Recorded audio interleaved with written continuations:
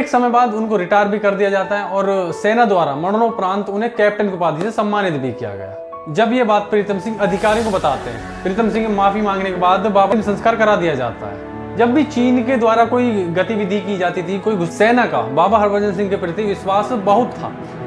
वैसे तो हमारे देश में सिर्फ देवी और देवताओं के मंदिर पाए जाते हैं, लेकिन ऐसे सिपाही थे जिनका मंदिर बनाया गया, पूरे सच्चाई के साथ निभा रहे हैं। जी नमस्कार दोस्तों, मैं अवनीश आपका फिर से W2 में एक नई वीडियो के साथ स्वागत करता हूं। तो कैसे हैं आप सभी? मैं आशा करता हूं आप सभी अच्छे होंगे, स्वस्थ होंगे। दोस्तों, भारतीय सेना जो पूरे विश्व में शौर्य, साहस, पराक्रम और अपने देश के लिए अटूट देशभक्ति और प्यार, महान बलिदानों के लिए जानी जाती है। एक ऐसे वीर सिपाही जिनका साहस और जज्बा पूरे विश्व में प्रथम स्थान रखता है। एक ऐसे माओ के वीर सपूत जो अपने देश के लिए लड़ते हुए, भारत के लड़ते हुए, दुश्मन से लोहा लेते हुए, हंसते हंसते भारत माता के लिए शहीद हो जाते हैं। ऐसे ही वीर सिपाही जो हम भारतवासियों की आंखें नम कर जाते हैं।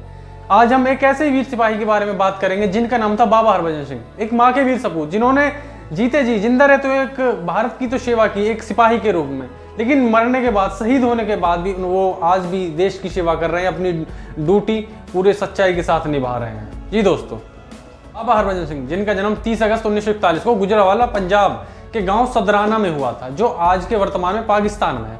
बाबा ने अपने बचपन की पढ़ाई पास के प्राथमिक स्कूल से प्राप्त की थी और उन्होंने एक हाई स्कूल से 1955 में अपनी 10वीं की। और बाबा हरभजन सिंह को बचपन से ही फौज में जाने का सपना था, बचपन से ही। इसके चलते वो अपनी मेहनत और लगन के साथ 1956 को पंजाब रेजिमेंट में भर्ती हो जाते हैं।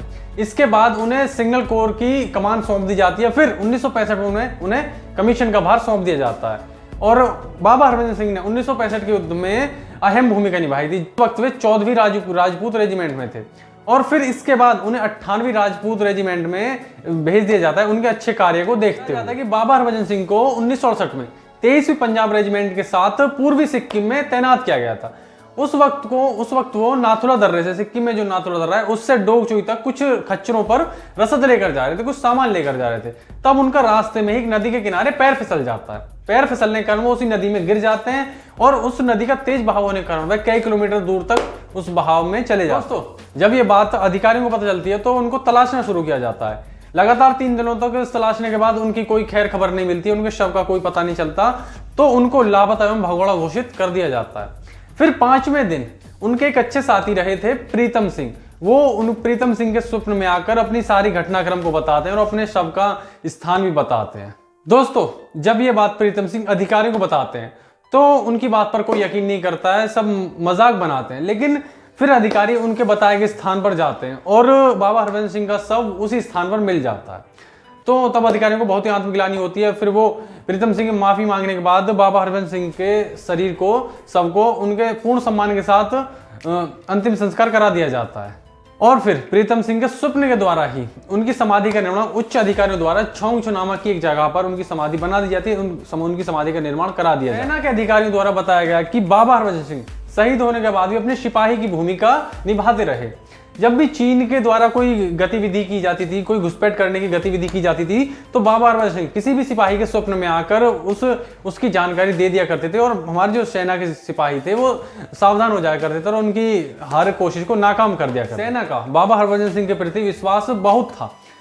उनको मासिक वेतन भी दिया जाता था, उन्हें 2 माह की छुट्टी भी दी जाती थी। जब उनकी छुट्टियों का समय होता था, ट्रेन में उनका टिकट बुक कराकर उनके सामान को उनकी छुट्टियों के मुताबिक उनके गांव भेज दिया जाता था, जितने समय की उनकी छुट्टियां होती थी। और फिर छुट्टियां समाप्त होने के बाद उनके गांव के स्थानीय लोग और गांव के लोग जुलूस निकालकर उनका सामान ट्रेन में वापस रख दिया करते थे और बाबा हरभजन सिंह वापस अपनी ड्यूटी पर आ जाया करते थे। एक समय बाद उनको रिटायर भी कर दिया जाता है और सेना द्वारा मरणोपरांत उन्हें कैप्टन की उपाधि से सम्मानित भी किया गया। दोस्तों, वैसे तो सिर्फ हमारे देश में देवी और देवताओं के मंदिर पाए जाते हैं, लेकिन बाबा हरभजन सिंह एक ऐसे इंसान थे, एक ऐसे सिपाही थे जिनका मंदिर बनाया गया। बाबा हरभजन सिंह के मंदिर में बहुत ही लोग पूजा करने आते हैं और बाबा हरभजन सिंह का मंदिर बहुत ही लोगों के लिए आस्था का प्रतीक बना हुआ है, जहां पर उनका सामान, जूते, वर्दी, बंदूक, अन्य सामान रखे गए हैं। उनकी एक प्रतिमा भी लगाई गई है। बताया जाता है कि उनके बिस्तर पर प्रतिदिन सलवटें पाई जाती है और उनके जो जूते रखे हुए हैं वो भी कीचड़ में सने हुए मिलते हैं, जहां पर सैनिकों द्वारा पहरेदारी भी की जाती है और उनके प्रतिदिन जूतों को पॉलिश किया जाता है और उनके बिस्तर की जो सलवटें उनको, मतलब उनके बिस्तर को तैयार किया जाता है। बाबा हरभजन सिंह के मंदिर से जुड़ी एक ऐसी बात, रोचक तथ्य कि बताया जाता है उसमें पानी की बोतलें रखी जाती हैं और उन बोतलों में 21 दिन बाद ऐसे चमत्कारी गुण आ जाते हैं कि जो लोग बाबा हरभजन सिंह के मंदिर में आस्था रखते हैं, जो लोग उनको मानते हैं, पूजा करते हैं, उन लोगों को रोगों से छुटकारा मिल जाता है। ये दोस्तों सिर्फ भारतीय सेना इस बाबा हरभजन सिंह के किस्से को नहीं मानती, चीनी सेना भी इस बात को मानती। चीनी सेना द्वारा बताया गया कि उन्होंने बाबा हरभजन सिंह को कई बार घोड़े पर सवार गश्त करते हुए देखा है। दोस्तों जब भारत और चीन के बीच फ्लैग मीटिंग होती है तो चीन की तरफ से बाबा हरभजन सिंह के लिए एक अलग से कुर्सी लगाई जाती है। ये दोस्तों ने बात की बाबा हरभजन सिंह के बारे में, जिन्होंने जिंदा रहते हुए तो भारत माता की सेवा की एक सिपाही के रूप में, लेकिन मरने के बाद भी, शहीद होने के बाद भी वो एक सिपाही के रूप में अपनी भूमिका निभाते रहे। ये दोस्तों के साथ इस वीडियो को यहीं पर खत्म करते हैं। मैं आशा करता हूं आपसे वीडियो पसंद आएगी। वीडियो पसंद आए तो लाइक करें और कमेंट में लिखकर जरूर बताएं। चैनल को सब्सक्राइब कर लें, बेल आइकन को बजा दें ताकि नोटिफिकेशन मिलता है सबसे पहले। इसी के साथ जय हिंद, नमस्कार।